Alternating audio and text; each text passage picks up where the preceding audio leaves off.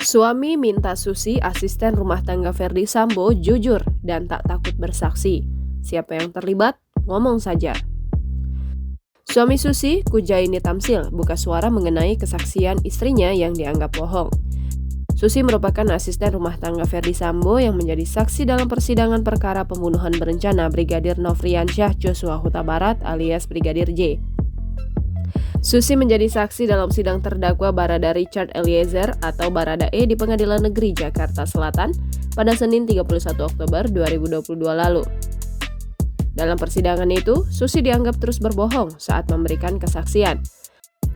Majelis Hakim Pengadilan Negeri Jakarta Selatan menemukan sejumlah perbedaan keterangan Susi di berita acara pemeriksaan dan keterangan di persidangan soal Brigadir J yang disebut sempat mengangkat Putri Chandrawati.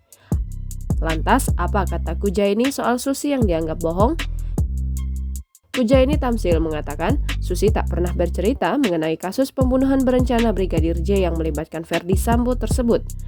Melalui televisi, Kujaini mengaku terkejut melihat Susi memberikan kesaksian di persidangan.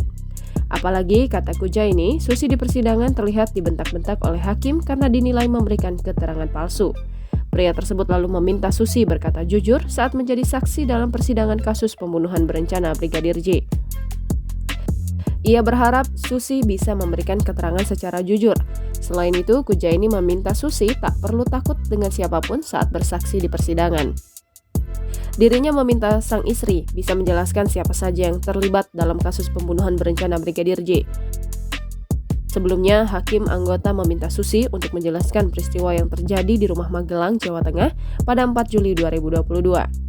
Seperti diketahui, Verdi Sambo, Putri Chandrawati, Bribka Riki Rizal, Kuat Ma'ruf, dan Baradae menjadi terdakwa dalam perkara ini.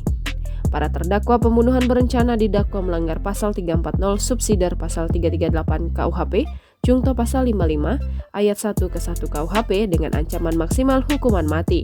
Sementara itu, Verdi Sambo turut dijerat dalam kasus obstruction of justice atau perintangan penyidikan.